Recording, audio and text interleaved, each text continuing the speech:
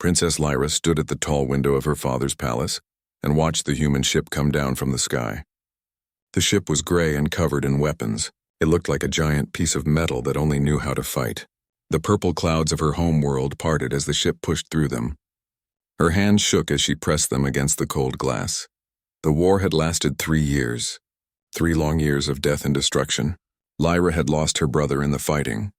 Her people had lost millions of soldiers. The humans had lost just as many. Now her father, Emperor Thane, said the war would end. But the price was her. She would marry the human commander. The one they called the Butcher of Krynn.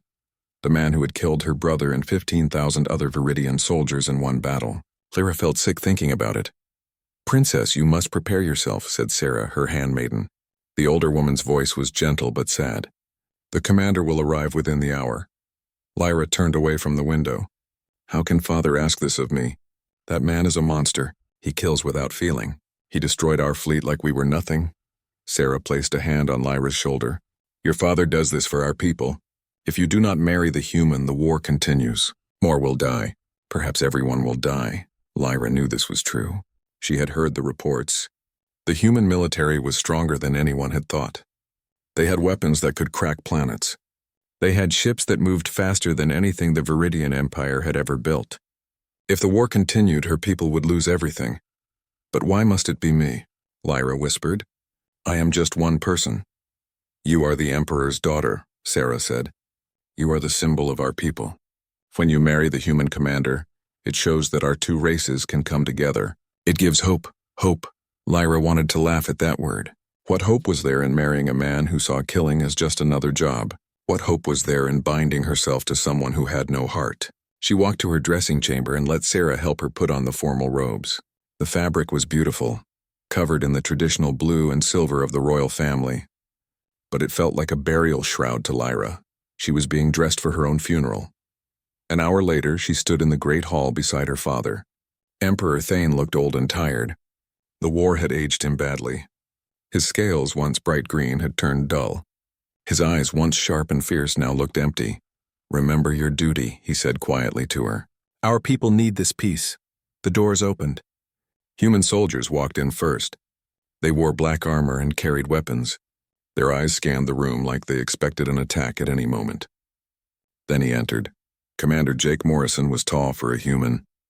He had short dark hair and cold blue eyes. A scar ran down the left side of his face from his eye to his jaw. He walked like a predator, each step careful and controlled. He wore a gray military uniform with medals on his chest. Medals for killing her people, Lyra thought bitterly. Jake stopped in front of the Emperor and gave a small bow. It was the minimum show of respect. His face showed nothing. No emotion. No warmth. Nothing. "Emperor Thane," Jake said. His voice was flat and hard. "I have come as agreed." "Commander Morrison," the Emperor replied. "May I present my daughter, Princess Lyra?" Jake's cold eyes moved to her. He looked at her the way someone might look at a piece of furniture. His gaze lasted only a moment before returning to the Emperor. "The treaty will be honored," Jake said simply. That was it. No greeting to her. No kind words, nothing. Lyra felt her heart sink in her chest. Viridians had 2 hearts, and right now both of them ached. The formal dinner that night was terrible. Lyra sat beside Jake at the long table. Human and Viridian diplomats filled the other seats. Everyone talked about the treaty, about trade agreements, about military zones. No one talked about the 2 people who were supposed to marry. Lyra tried to speak to Jake several times. "Commander, have you been to our world before?" "No," he answered without looking at her. "It must be different from Earth," she tried again. "Yes." Still not looking. "Do you have family on Earth?" she asked, desperate for any real response. This time he did turn to her.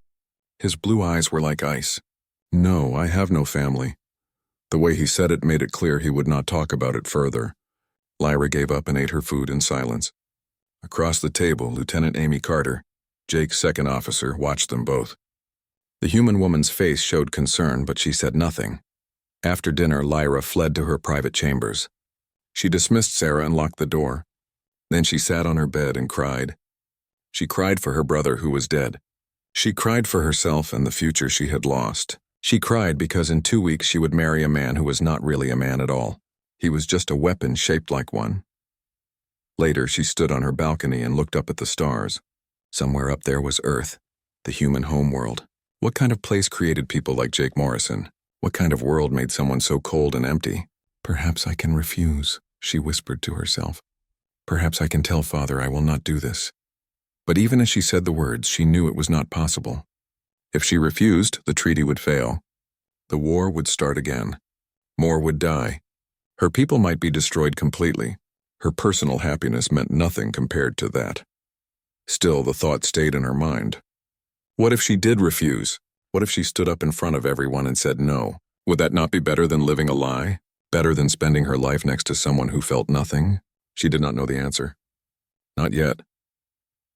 The next morning, Jake was given quarters in the diplomatic wing of the palace. He brought only a small bag with him. Lieutenant Carter and 6 other human soldiers stayed in nearby rooms. Jake spent most of his time in his quarters or in meetings with the Emperor and the military leaders. Lyra tried to avoid him, but the wedding preparations forced them together. They had to be measured for their ceremonial clothes. They had to practice the wedding ceremony, which would blend human and Viridian traditions. They had to appear together at public events to show the people that the alliance was real.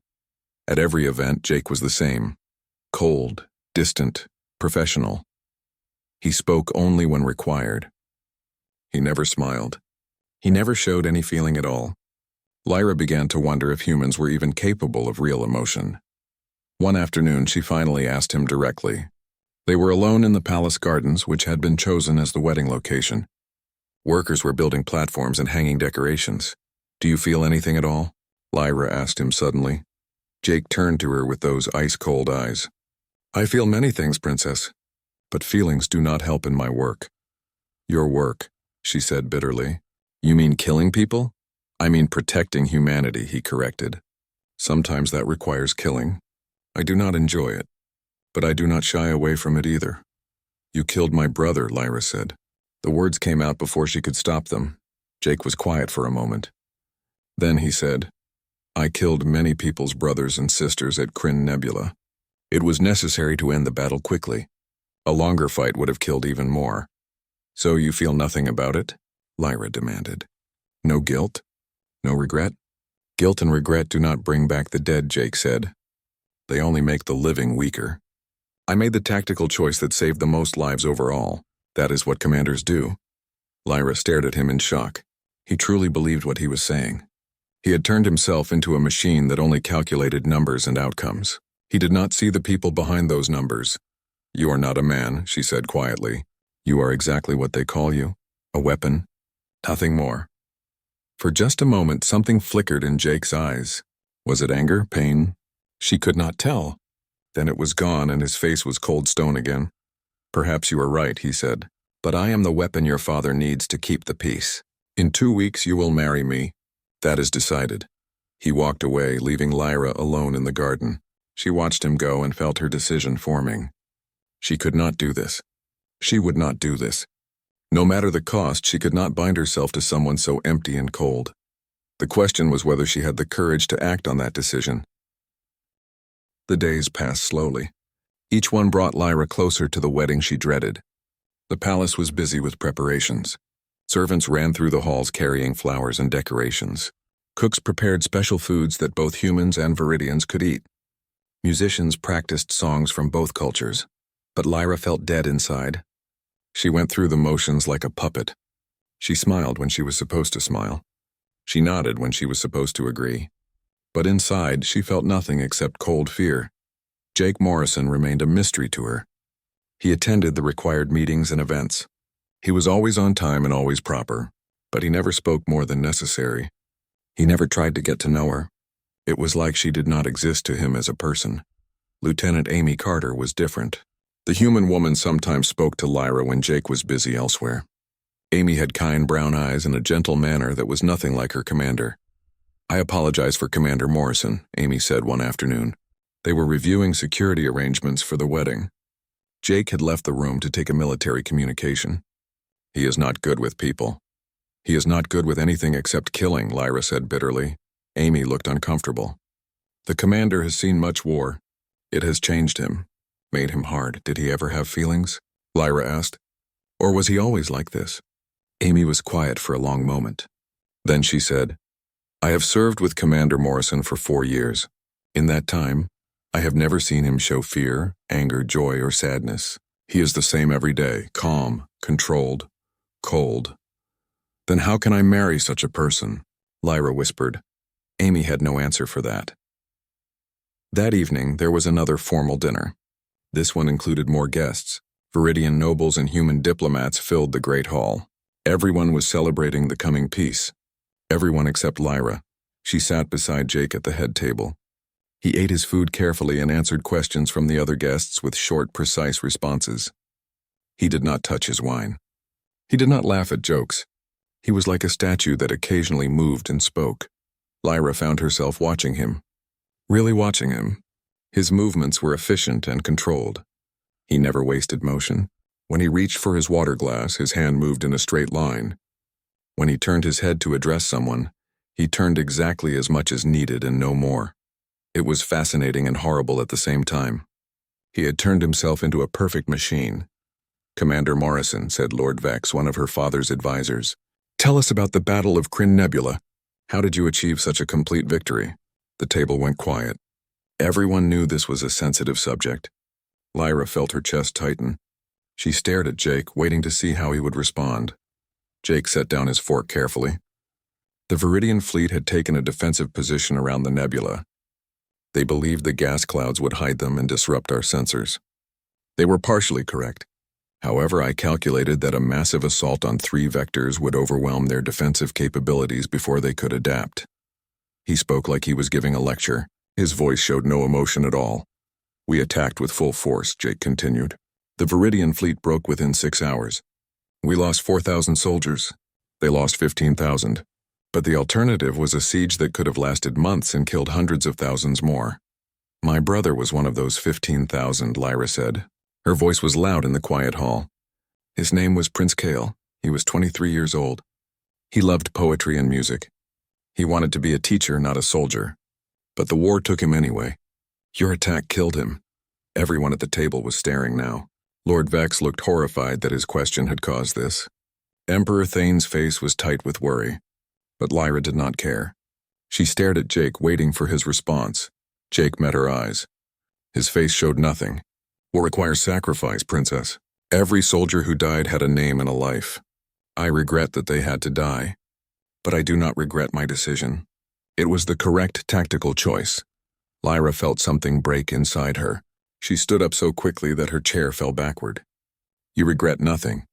You feel nothing. You are not even human.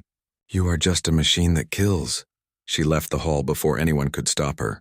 Behind her, she heard voices rise in confusion. She did not care. She ran through the palace corridors until she reached her chambers. Then she locked the door and threw herself on her bed. Sarah came soon after, knocking gently. Lyra let her in. Princess, the entire court is talking, Sarah said worriedly. Your father is very upset. Good, Lyra said. Let them talk. Let father be upset. I spoke the truth. That man is a monster. He is your future husband, Sarah reminded her gently. No, Lyra said. I will not marry him. I cannot, Sarah looked frightened. Princess, you cannot refuse. The treaty depends on this marriage. If you refuse, the war will start again. Then let it start, Lyra said. But even as she said it, she knew she did not mean it. How could she be responsible for starting a war that would kill millions? But how could she marry someone so cold and heartless? She spent a sleepless night thinking about it. By morning, she had made no decision. The next day, Emperor Thane summoned her to his private chambers. She went with dread in her heart. Her father looked older than ever. He sat in his chair like it was too heavy for him. Lyra, what you did last night was unacceptable. You embarrassed Commander Morrison and endangered the treaty. Father, I cannot marry that man, Lyra said. He has no heart, no soul. He is empty inside. He is what the war made him, the Emperor said, just as the war has changed all of us. You think I want this? You think I enjoy giving my daughter to the man who killed my son? But I must think of our people. Billions of lives depend on this peace. But father, no, he said firmly. I have heard enough. You will marry Commander Morrison in 1 week. You will smile and play your part. That is your duty as a princess. Lyra left her father's chambers feeling trapped. She had no choice, no escape. She was going to be tied to Jake Morrison for the rest of her life, but she still could not accept it. She needed to understand him better. She needed to know if there was anything human left inside him. She found Jake in the palace training room. He was alone, practicing combat moves against holographic opponents. His movements were perfect and deadly. He fought like water flowing, smooth and unstoppable. Lyra watched from the doorway until he finished. When he turned and saw her, he showed no surprise. "Princess," he said, breathing only slightly harder from the exercise. "Did you need something?" "I want to understand you," Lyra said. "I want to know how you became what you are." Jake picked up a towel and wiped sweat from his face. "Why does it matter?" "Because I am going to marry you," Lyra said. "Because I need to know if there is any hope for us. Any possibility that you could be more than just a weapon." Jake was quiet for a long time. Then he said, "Come with me." He led her to his quarters. They were simple and bare. A bed, a desk, a small bathroom. No decorations. No personal items. Nothing that showed a person lived there. Jake went to his bag and pulled out a small metal box. He opened it and showed her what was inside. It was a photograph. A real paper photograph, which was rare these days. It showed a younger Jake, maybe 12 years old, standing with a man and woman. They were all smiling. "My parents," Jake said. "They died when I was 11. Raiders attacked our colony. My father put me in an escape pod and sent me away. I watched from space as the raiders destroyed everything. Killed everyone." Lyra felt a stab of sympathy. "I am sorry," she said softly. "The military found me," Jake continued. His voice was flat, emotionless. "They put me in a special academy for war orphans. They trained us to be the best soldiers possible. They taught us that emotion was weakness, that feelings got people killed. I learned that lesson well." "Too well," Lyra said. Jake looked at her. For the first time, she saw something in his eyes, a tiny crack in the ice. "Perhaps, but it kept me alive. It made me good at my job, and my job saved humanity from extinction in this war." "At what cost?" Lyra asked. "You saved humanity by giving up your own humanity. Was it worth it?" Jake closed the metal box and put it away. "I do not know anymore," he said quietly. Those words surprised Lyra. It was the first time Jake had shown any uncertainty, any doubt. Maybe there was something human still inside him, something small and buried but real. "Jake," she said, using his first name for the first time. "Can you try? Can you try to be more than just a soldier? For this marriage to mean anything, you must try." Jake looked at her for a long moment. Then he said, "I do not know if I can. This is all I am. This is all I know how to be. But I will consider what you have said." It was not the answer Lyra wanted, but it was more than she had expected. She left his quarters feeling confused. Part of her hated him for what he had done, but another part of her pitied him. He was as much a victim of the war as anyone. 5 days before the wedding, Lyra could not sleep. She lay in her bed staring at the ceiling while her minds raced. 2 minds, 2 hearts, 1 body filled with doubt and fear. She kept thinking about Jake's words. "I do not know if I can." Those words haunted her. What kind of life would they have? Would he always be cold and distant? Would she spend years trying to reach someone who could not be reached? The thought made her feel hollow inside. By morning, she had made her decision. It was a terrible decision. A decision that might destroy everything. But she could not live a lie. She could not pretend that everything was fine when it was not. She called for Sarah. "I need you to arrange something for me," Lyra said. "I need to speak at the treaty signing ceremony today." Sarah looked worried. "Princess, that is not part of the plan. Only the Emperor and Commander Morrison are scheduled to speak." "I know," Lyra said. "But I am the princess. I have the right to address the court. Please arrange it." Sarah looked like she wanted to argue, but she bowed and left. An hour later, she returned. "It is arranged. You will speak after your father and before the commander." The treaty signing was held in the Grand Council chamber. It was the largest room in the palace. Hundreds of people filled the seats. Viridian nobles in their finest robes, human diplomats in their formal suits, military officers from both sides. News cameras recording everything. At the front of the room was a long table. On it lay the treaty document, written in both human and Viridian languages. It was dozens of pages long, but the key points were simple. The war would end. Trade would resume. and Princess Lyra would marry Commander Jake Morrison to seal the alliance. Lyra sat on the platform beside her father. Jake sat on her other side. He looked calm and perfect in his dress uniform. He had no idea what was about to happen. Emperor Thane spoke first. His voice was strong despite his age. He talked about the terrible cost of the war. He talked about the need for peace. He talked about hope for the future. The crowd listened in respectful silence. Then he gestured to Lyra. "My daughter, Princess Lyra, would like to say a few words." Lyra stood. Her legs felt weak. Her hearts pounded so hard she thought everyone must hear them. She walked to the speaking podium and looked out at all the faces staring at her. "People of the Viridian Empire, guests from Earth, I stand before you today at a moment that should be filled with joy. The war is ending. Peace is coming. My marriage to Commander Morrison is meant to symbolize the joining of our two peoples." She paused. She could see her father looking at her with growing concern. Jake's face showed nothing, as always. "But I cannot do it," Lyra said. Her voice grew stronger. "I cannot marry Commander Morrison. I cannot bind myself to someone who sees life as nothing but numbers on a tactical display. My people deserve peace, but I cannot be the bridge to that peace if the bridge is built on emotional death." The room erupted. People shouted in shock and anger. Her father stood up, his face pale.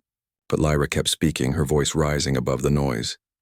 "Commander Morrison is a brilliant soldier. No one can deny that. But he is not a man. He is a weapon. A weapon shaped like a person, but a weapon nonetheless.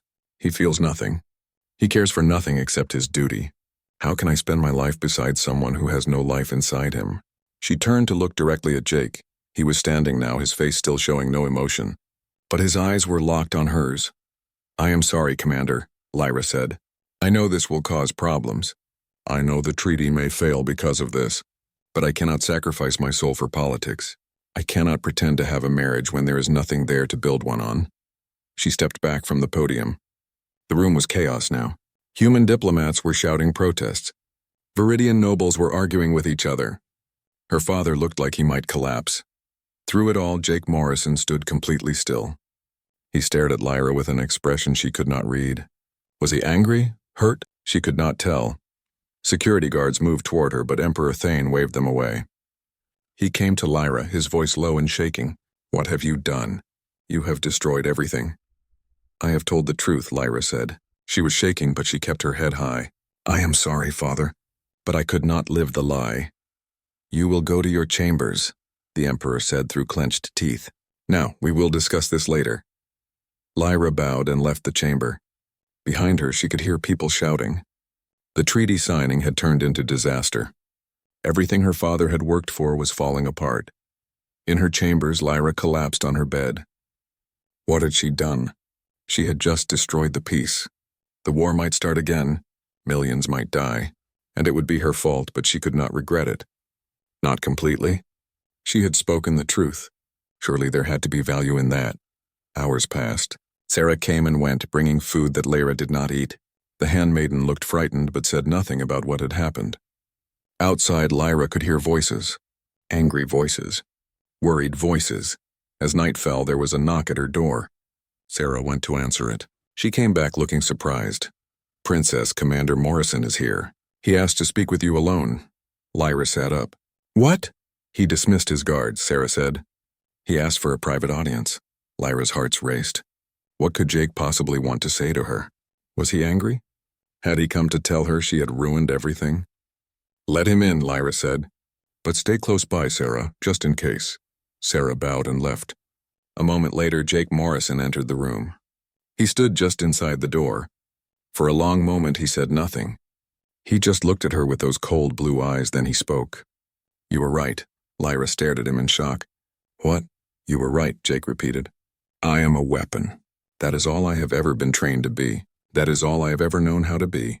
But your rejection, standing up there in front of everyone, saying those things, it was the first thing in 10 years that made me feel anything at all." Lyra could not believe what she was hearing. "You felt something?" Jake moved further into the room. He looked uncomfortable, like he was not sure what to do with his body. "I felt anger, and shame, and something else I cannot name. For 10 years I have felt nothing but duty. But when you called me a weapon in front of all those people, something broke inside me. Or maybe something woke up. He sat down in a chair, which was strange. Jake never sat in a casual way. He always stood at attention or sat rigidly. But now he sat like he was tired. "Tell me about yourself," Lyra said softly. "Tell me the truth. Not the soldier's version. The real truth?" Jake was quiet for a long time. Then he began to speak. "My name is Jake Morrison. I was born on a colony called New Haven. It was a small place. Farming mostly. My father was a teacher. My mother was a doctor. We were happy." His voice was different now. Softer. More human. "I was 11 when the raiders came," Jake continued. "They wanted the colony's resources. My father hid me in an escape pod. He told me to be brave. To survive. Those were the last words he ever said to me. I watched from space as they destroyed everything. I saw the buildings burn. I knew my parents were dead." Lyra felt tears in her eyes. "Jake, I am so sorry." "The military found my pod 3 days later," Jake said. "I was half dead from thirst and fear. They took me to a military academy. It was not a normal school. It was for children who had lost everything. Children they could mold into perfect soldiers." He looked at his hands. "They taught us that emotion was the enemy. That caring made you weak. That love got people killed. They showed us videos of battles where commanders hesitated because of feelings and their soldiers died. They trained us to turn off that part of ourselves. But that is wrong," Lyra said. "Emotion is what makes us alive. Without it, we are just machines." "I know that now," Jake said. "But I did not know it then. I learned the lessons they taught. I became the best student. I rose through the ranks faster than anyone. By the time I was 25, I was commanding fleets. By 30, I was one of the youngest commanders in human history." "And you never questioned it?" Lyra asked. "No," Jake said. "Because it worked. My tactics saved lives. My cold calculations ended battles quickly. Other commanders let their feelings interfere and more people died as a result. I told myself I was doing the right thing." He stood up and walked to the window. "But then you stood up today and said what I was. You called me a weapon. And you were right. I have sacrificed my humanity for efficiency. I have turned myself into exactly what you called me. A weapon." Lyra stood and walked to him. "Can you change? Can you become something more?" Jake turned to face her. For the first time since she met him, she saw real emotion in his eyes. It was pain. "I do not know. This is all I am. This is all I have been for almost 20 years. I do not know if I can be anything else. But I want to try." Those last words shocked her. "You want to try?" "Yes," Jake said. "Because for the first time in years I felt something today. It hurt, but it was real. And I realized I have been dead inside for so long I forgot what being alive felt like." There was another knock at the door. Sarah entered looking frightened.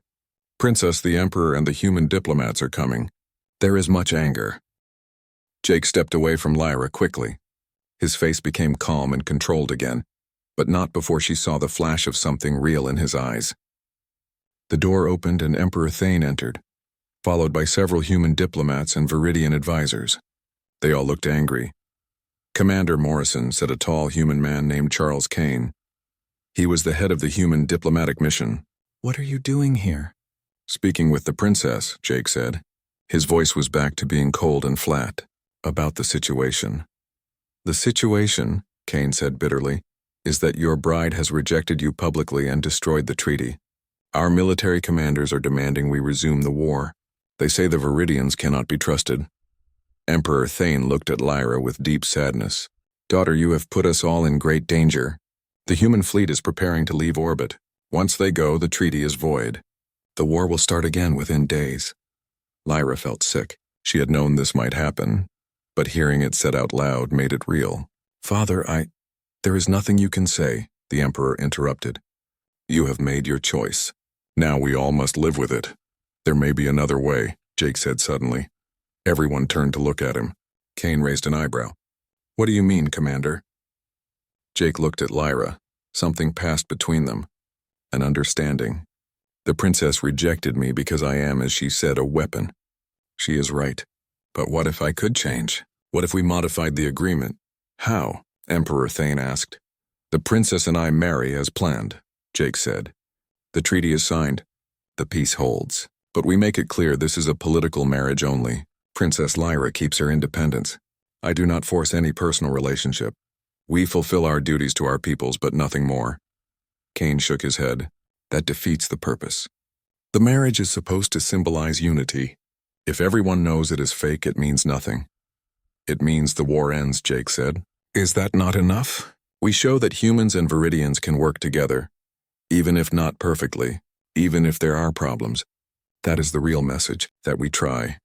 Emperor Thane looked thoughtful. What do you think, daughter? Lyra was surprised he was asking her opinion. She looked at Jake. He was watching her with those blue eyes. They were not warm, not yet, but they were not completely cold either. Something had changed in him. I have a question first, Lyra said. She looked directly at Jake. You said you want to try to change. What does that mean? What would you actually do? Jake was quiet for a moment. Then he said, I do not know exactly, but I could start by trying to understand what I have done, really understand it, not just as tactical outcomes. I could talk to people affected by my decisions. I could learn about the soldiers I killed, who they were as people. I could try to feel what I should have felt all along. That sounds like torture, one of the Viridian advisors said. Yes, Jake agreed, but perhaps that is what I need. Perhaps I need to feel the pain I should have felt before. Lyra felt something shift inside her. This was not the cold commander she had met weeks ago. This was someone trying, however clumsily, to become human again. I will agree, Lyra said. We marry for the treaty. But Commander Morrison must keep his word. He must truly try to change, and I keep my independence until I see real progress. Kane and the other diplomats talked among themselves quietly. Finally, Kane said, We will present this to our military leaders. But Commander, if you fail in this, if the princess rejects you again, we cannot stop the war. I understand, Jake said. The next 2 days were chaos. New treaty documents had to be written. Both sides had to agree to the changes. Some human commanders wanted to reject it completely. Some Viridian nobles said Lyra was being too soft. But slowly, reluctantly, everyone agreed. The alternative was more war, and no one really wanted that. The wedding was smaller than originally planned. No grand celebration, just a simple ceremony in the palace gardens. Lyra wore a traditional Viridian gown. Jake wore his military dress uniform. They spoke the vows that bound them together, but everyone knew it was not a real marriage. Not yet, maybe not ever. After the ceremony, Jake moved into separate quarters in the palace. He kept his distance as promised. But something unexpected began to happen. Jake started attending cultural events he had always avoided before. Lyra would see him at poetry readings, sitting quietly in the back. He went to art galleries showing Viridian paintings. He attended music performances. He never spoke much, but he was there. One day, about 2 weeks after the wedding, Lyra saw him at the memorial for the Battle of Kryn Nebula. It was a large wall with the names of all 15,000 Viridian soldiers who had died. Jake was standing in front of it reading the names. Lyra watched from a distance. Jake stood there for hours, just reading. She saw him stop at certain names. His hand reached out to touch the wall. Then he moved on to the next name. When she asked Sarah about it later, the handmaiden said Jake had been visiting the memorial every day since the wedding. He stands there for hours, Sarah said, just reading the names. All 15,000 of them. Lieutenant Amy Carter confirmed it when Lyra asked her. The commander has been different since the ceremony, Amy said. He requested files on every soldier who died at Kryn. He reads about them. Who they were, what they loved, their families. I have never seen him do anything like this before. Lyra did not know what to think. Was Jake really changing? Or was this just an act to fulfill his promise? A month after the wedding, Jake requested a meeting with her. They met in the palace library, a quiet place filled with books from both worlds. I have been reading about your brother, Jake said without preamble. Prince Kale, he wrote poetry. Some of it has been published. He handed her a small book. It was a collection of Kale's poems that Lyra had not known existed. I read them all, Jake said. He was talented. He saw beauty in things I never noticed. He wrote about star formations and the way light reflected off water. He saw the universe as something wonderful. Lyra felt tears forming. Yes, that was Kale. He always found beauty everywhere. I killed him, Jake said quietly. My tactics, my orders. He died because of me. I knew that intellectually before, but now I know it in a different way. I took away someone who made the universe better just by being in it. A tear ran down Jake's face. Lyra stared in shock. She had never seen him show any emotion, and now he was crying. I am sorry, Jake said. I know that is not enough. I know it does not bring him back. But I am truly sorry. For him and for all the others. I cannot change what I did. But I can finally feel it. And it hurts. Lyra reached out and touched his hand. Thank you for saying that. For feeling it. They sat in silence for a while. Then Jake spoke again. I have made a decision. I am retiring from the military. I told the human command yesterday. They were not happy, but they accepted it. Why? Lyra asked, surprised. Because I cannot be both things, Jake said. I cannot be the weapon they need and become the man you deserve. I must choose. And I choose to try to be human again. Over the next weeks, Jake continued to change. He started working with relief organizations that helped families affected by the war. Both human and Viridian families. He set up funds using his own military pay to help them rebuild their lives. He also started therapy. He talked to counselors about his trauma from losing his parents, about the military academy that had shaped him, about the guilt he now felt for the things he had done. Lyra watched all of this from a distance at first, but slowly she found herself drawn into his journey. He would tell her about the people he met, the stories they shared, the pain they had endured. I met a woman today, Jake said one evening. They were walking in the gardens. It had become a habit, these evening walks. Her name was Helen. She lost her son at Kryn. He was 19 years old. She showed me pictures of him as a baby, as a child, as a young man. She told me about his dreams. He wanted to be an engineer. He wanted to build ships that explored, not fought. Jake's voice broke. She cried when she talked about him, and I cried with her. I actually cried. Me, the man who never felt anything. That is good, Lyra said gently. That is what being human means. Feeling the pain, sharing it with others. It is terrible, Jake said, but also necessary. I need to feel this. I need to know what I did to all these people. 4 months after the wedding, Jake made another trip. He went to Earth to visit the families of human soldiers who had died under his command. He spent weeks there, meeting with them, listening to their stories, mourning with them. When he returned, he looked exhausted, but there was something different in his eyes, a warmth that had not been there before. I understand now, he told Lyra. Every tactical decision I made had a human cost, but I never let myself see it. I never let myself feel it. I thought being strong meant being cold, but real strength is being able to feel pain and keep going anyway. They were sitting in the gardens again. The sun was setting, painting the sky in shades of purple and gold. It was beautiful. I have been thinking, Lyra said carefully, about us, about this marriage. Jake looked at her, waiting. You have changed so much in these months, Lyra continued. You are not the same person I rejected. You are becoming someone real, someone who feels and cares. I am trying, Jake said, but I still have so far to go. 6 months had passed since the wedding. 6 months of watching Jake Morrison transform from a weapon into a man. Lyra had seen him cry more times than she could count now. She had seen him angry, frustrated, sad, and occasionally even happy. Each emotion was new to him, like a child learning to walk. The palace had grown used to their strange marriage.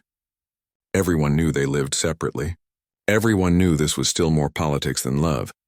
But they also saw Jake and Lyra spending more time together, walking in the gardens, talking in the library, sharing meals sometimes. The commander is different now, Sarah said one morning as she helped Lyra dress. He smiled at me yesterday. Actually smiled. I nearly dropped the tray I was carrying. Lyra laughed. Jake's smiles were rare but genuine. They lit up his face in a way that still surprised her. That afternoon, Lyra attended a meeting of the War Relief Council. It was a group formed to help people affected by the war. Jake was a member now. He sat at the long table with Viridian nobles and human diplomats, discussing how to rebuild destroyed colonies. We need to prioritize the agricultural worlds, said Lady Vera, a Viridian noble. People need food first. But the mining colonies generate the resources we need for rebuilding, argued Peter Walsh, a human economist. We should focus there first. The argument went back and forth. Lyra watched Jake, listening carefully to both sides. Finally he spoke. Why not both? Jake said. We have the ships and resources. We divide our efforts, half to agriculture, half to mining. We help everyone at once instead of choosing. It was a simple solution, but it worked. The council agreed. As the meeting ended, Lady Vera approached Jake. "Commander, I must tell you something," she said. "My nephew died at Kryn Nebula. For months I hated you. I wanted you dead. But seeing what you have become, the work you do now, the pain you carry for what you did, I find I cannot hate you anymore." Jake's eyes became wet. "Thank you, Lady Vera. That means more than you know. Though I would not blame you if you still hated me." "I deserve it, perhaps," Lady Vera said. "But hate serves no purpose now. We must all heal together." After she left, Jake stood very still. Lyra went to him. "Are you well?" she asked. "I am overwhelmed," Jake admitted. "She lost family because of me. And yet she forgives me. How is that possible?" "Because she sees you are trying," Lyra said. "People can forgive much if they see genuine effort to change." That evening, Jake did something unexpected. He came to Lyra's quarters carrying a small box. "I brought something for you," he said. He seemed nervous, which was strange. Jake never seemed nervous. Inside the box was a delicate necklace. It was made of both human and viridian metals, woven together in an intricate pattern. At the center was a small crystal that glowed softly. "I made it myself," Jake said. "I have been learning metalwork from a viridian craftsman.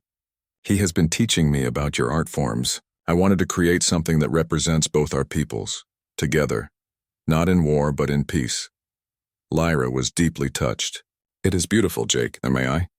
he asked, gesturing to put it on her. She nodded. Jake carefully placed the necklace around her neck.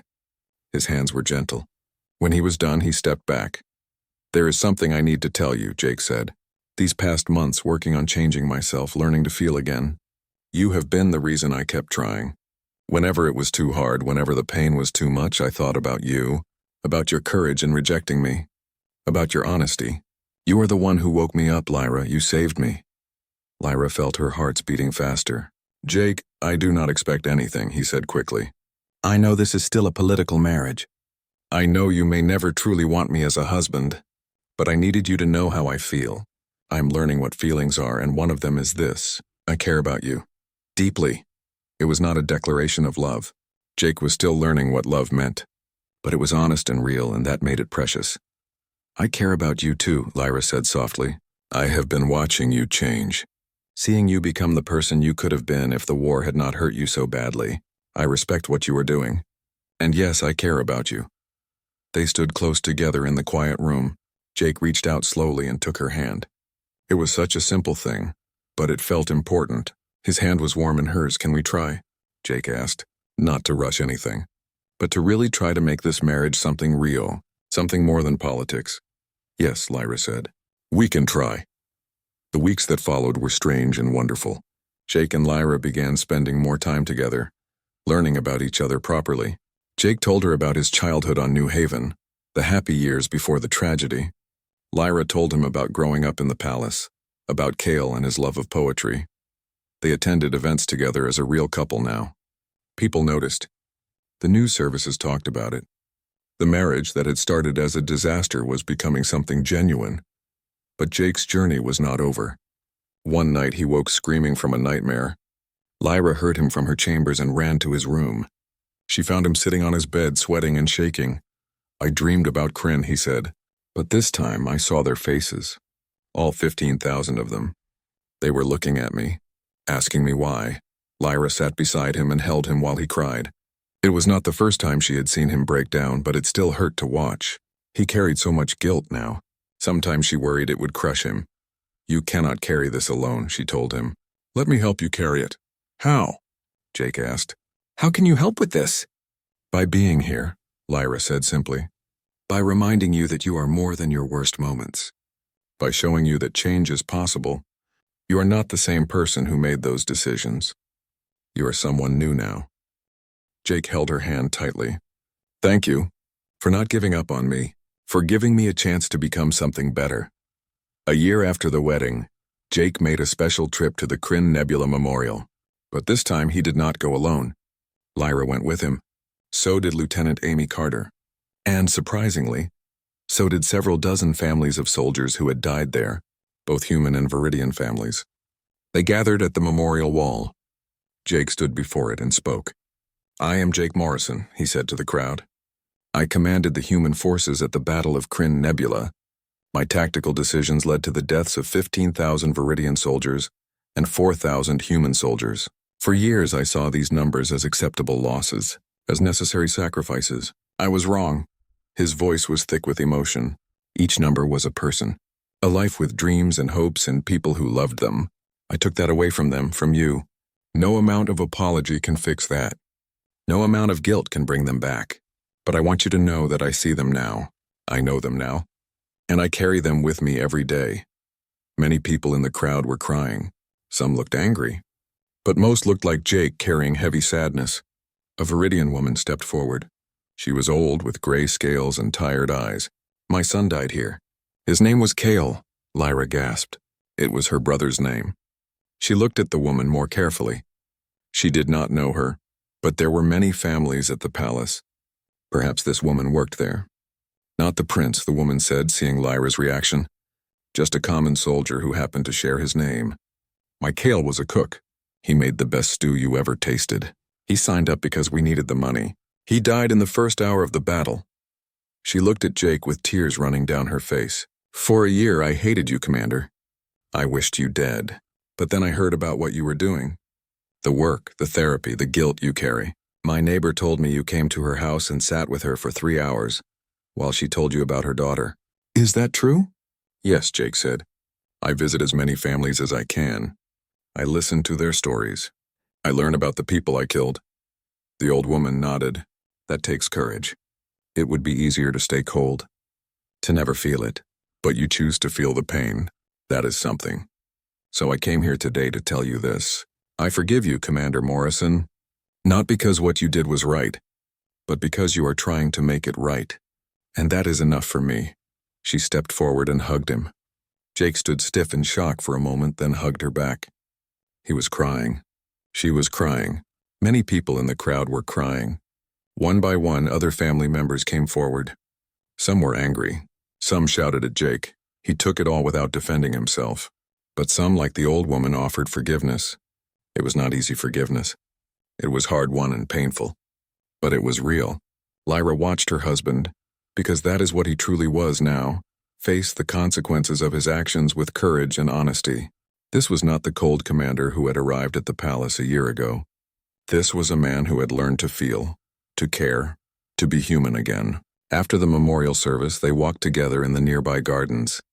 Jake was exhausted both emotionally and physically. That was one of the hardest things I have ever done, he said. Harder than any battle. But necessary, Lyra said. Yes, Jake agreed. And I will keep doing it. There are thousands more families I have not met yet. It will take years to reach them all. Maybe decades. But I will do it. You do not have to do it alone, Lyra said. I will help you. Jake stopped walking and looked at her. Why? This is my burden to carry. Because that is what partners do, Lyra said. They help carry each other's burdens. And Jake, somewhere along the way, you stopped being just a political husband. You became my partner, my friend, and maybe one day soon more than that. Jake smiled. It was a real smile, warm and genuine. I love you, Lyra. I am still learning what that means, but I know it is true. You are the light that brought me back from the darkness. Lyra felt her heart swell. I love you too, Jake, the you that you have become. The you that you are still becoming. They kissed then gently and carefully. It was not their first kiss, but it was the first one that felt completely real. Two people who had been forced together by politics, torn apart by honesty, and brought back together by effort and change. Above them, the stars shone bright. Human stars and Viridian stars sharing the same sky. The war was over. The peace was holding. And in the gardens, an alien princess and a human soldier proved that even the most damaged hearts could heal when given time, truth, and love. Jake would carry his guilt for the rest of his life.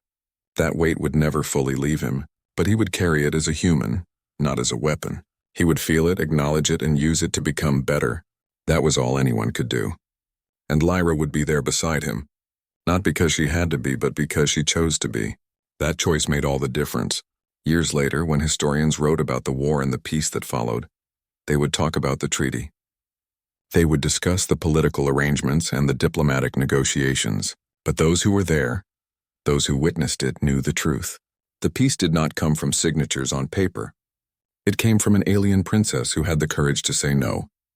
It came from a ruthless commander who had the courage to change. It came from two people who chose to try even when it was hard, even when it hurt, even when it seemed impossible. And that was the greatest victory of all.